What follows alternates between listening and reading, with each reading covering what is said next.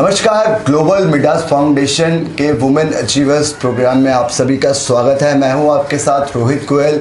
इस समय हमारे साथ मौजूद हैं उर्मिला गौतम जी, जो पिछले काफ़ी समय से समाज सेवा से जुड़ी हुई हैं। उनसे जानते हैं किस तरीके से उनके मन में विचार आया समाज की सेवा करने का। उर्मिला जी नमस्कार, मेरा नाम उर्मिला गौतम है और मैं करोल बाग ज़िले में सोशल मीडिया का काम संभालती हूँ। और मैं कम से कम 30 साल हो गई है, 30 साल से मैं लोगों की सेवा कर रही हूँ। सबसे पहले मैं गरीब बच्चों को, छोटे बच्चे जो झुग्गी झोपड़ी वाले थे, उन लोगों को मैंने ट्यूशन पढ़ाया। और रेलवे कॉलोनी किशनगंज से मेरी ज़िंदगी की शुरुआत हुई है। उस टाइम में लोगों के पास 50 रुपये देने को भी नहीं थे, जिस टाइम में मैंने ट्यूशन पढ़ाना शुरू किया। फिर धीरे धीरे जो लड़कियां थी उनको सिलाई सिखाना, क्योंकि मैं सिलाई का भी काम करती थी। बहुत से मैंने घर में ही काम किए। कुछ लड़कियां ऐसी थी जिनकी शादी के लिए घर में पैसे भी नहीं होते थे, तो मैंने जो भी अपनी जमा पूंजी थी मैंने वहाँ से शुरुआत की धीरे धीरे, क्योंकि मेरा बच्चा एक ही था और मैं उसके लिए जो था वो बहुत ठीक था। फिर भी जो कुछ भी मेरे लिए बचता था वो मैं उन लोगों की शादी में, पढ़ाई में लगाने की कोशिश करी है मैंने शुरू से। मैंने अपने लिए कुछ नहीं जोड़ा अभी तक, लेकिन 10-11 साल करने के बाद फिर धीरे धीरे मैंने ये शुरुआत किराए के मकान में की थी। फिर बाद में जैसे लड़कियों की, जब मैं घरों में जाती थी, लोग इतनी दुआ देते थे शादी के टाइम में कि हमारे बच्चे का ये काम हो गया हमारे, लेकिन कभी मैंने ये चीज़ ना जाहिर नहीं की। मैं ये सोचती थी, मैंने कहा नहीं, अगर दान ही करना है या किसी की हेल्प करनी है तो लोगों को जलील करके मत डरो जी। तो मैंने वो कभी भी उनको जाहिर नहीं होने दिया। जो मेरे पास था वो सब उनका था, मैंने कभी जोड़ने की कोशिश ही नहीं की।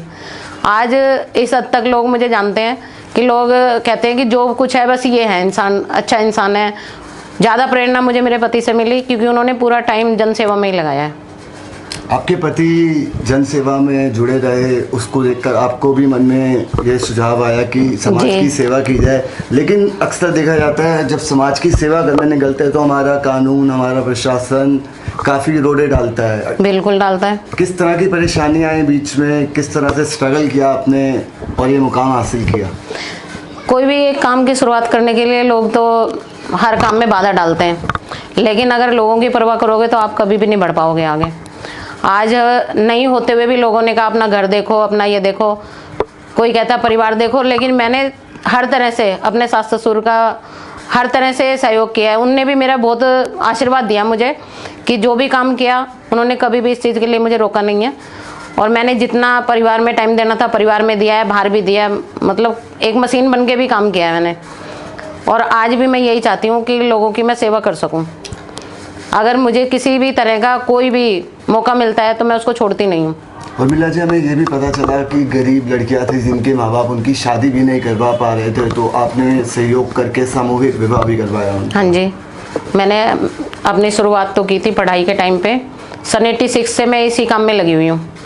यहाँ आई 94 के करीब मैं इधर आ गई थी दिल्ली में, और दिल्ली में जब से आई हूँ तो आज भी हरियाणा में मेरा लगाव है। और बहुत, अभी 4 लड़कियाँ तो अभी रिसेंटली मैंने शादी कराई है अभी, लेकिन मैंने कभी जाहिर नहीं किया। और मैंने अभी ट्रस्ट बनाया है एक, चिराग चैरिटेबल ट्रस्ट के नाम से। और मैं चाहती हूँ कि अब जो भी सेवा करूँ लोगों के लिए ही करूँ, क्योंकि मेरे पास जो कुछ है वो मेरे बच्चों के लिए बहुत है। तो आपने अपना जीवन जनता की सेवा के लिए समर्पित कर दिया और मुझे बहुत खुशी मिलती है इस चीज़ में। करोल बाग क्षेत्र में एक जाना माना समाज सेवी के तौर पे आपका नाम जाना जाता है, उर्मिला गौतम। अब आप क्यों नहीं राजनीति में आती हैं और समाज को सुधारने की, करोल बाग के क्षेत्र को और सुधारने की कोशिश करती? मैं कोशिश में तो लगी हुई हूँ। मैं चाहती हूँ अगर सरकार मुझे एक मौका देती है तो मैं अपने करोल बाग की जनता के लिए बहुत कुछ करना चाहती हूँ। गरीब जनता के लिए जो काम रुके हुए हैं वो मैं करना चाहती हूँ। अब लगातार आप करोल बाग, पहाड़गंज, इस वार्ड में लगातार आप इन दिनों में काफ़ी सक्रिय रही हैं, लोगों के बीच में जा रही हैं। ऐसे कौन सी आपको खास कमियां दिखी जिनको पूरा करना सबसे ज़रूरी है करोल बाग की जनता के लिए? सफाई का काम है, जैसे सफाई का बहुत ज़रूरी है, क्योंकि बहुत गंदगी फैली हुई है जगह जगह पे और कोई सुनता भी नहीं है। अब हम अपने हाथ से खुद जाके सफाई करें उस चीज़ के लिए, या गरीब जनता है, किसी को स्कूल में हेल्प चाहिए, बुक्स वगैरह चाहिए, बहुत सी चीज़ें ऐसी हैं, क्योंकि सारी चीज़ें गवर्नमेंट नहीं कर सकती। हमारे विधायक श्री विशेष रवि जी हैं, तो वो भी काफ़ी हद तक करते हैं, लेकिन वो छोटी छोटी चीज़ें उन तक नहीं पहुंच पाती है। अब जैसे एमसीडी का इलेक्शन आ रहा है, करोल बाग एक बहुत कमर्शियल प्लेस है, रेडी पटरियाँ, पार्किंग की समस्या, ट्रैफिक जैम की समस्या, इसके बारे में कुछ सोचा आपने, किस तरह से इससे निजात पाई जा सकेगा? अभी तो काफ़ी हद तक तो जैसे फिल्मिस्तान का है तो पुल के बाद में काफ़ी हद तक सुधार हो गया है, और पुल तो शायद यहाँ पे भी होना ही चाहिए क्योंकि पुल की बहुत दिक्कत है। अगर ये पुल का काम हो जाता है, वैसे हम कोशिश करेंगे जहाँ तक भी हमारी मतलब जहाँ तक हम पहुँच सके इस काम के लिए हम कोशिश करेंगे कि किसी तरह से इस ट्रैफिक जाम से भी पीछा छुटाया जा सके। और करोल बाग में देखा जाता है सफाई, गंदगी, इस चीज़ की काफ़ी हद तक समस्या रहती है। बीजेपी के पार्षद रहे राजेश लावड़िया जी, क्या क्या आपको कमियां दिखी अगर आपको करोल बाग की जनता मौका दे देती है इस बार?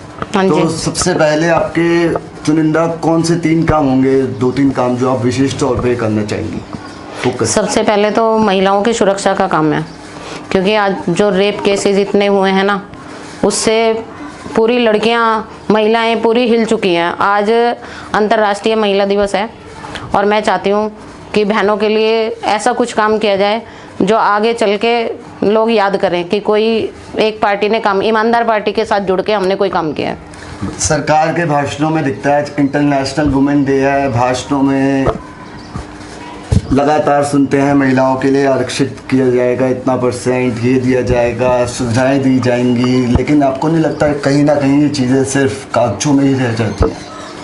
जो कागजों में रह गई हैं उन्हीं को ही तो पूरा करने की कोशिश करेंगे हम।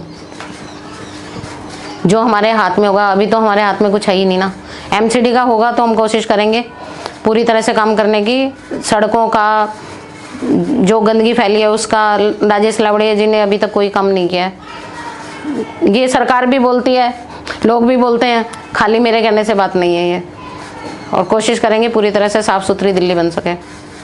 उर्मिला जी बहुत बहुत शुक्रिया ग्लोबल विटास फाउंडेशन से बात करने के लिए। तो ये थी उर्मिला गौतम जी, जो लगातार समाज सेवा से जुड़ी हुई हैं, और इनका कहना है कि इस बार अगर करोल बाग की जनता इन्हें मौका देती है तो निश्चित तौर पर करोल बाग में सुधार करेंगी। कैमरामैन ज्ञान के साथ Rohit Goyal, global media foundation, Delhi.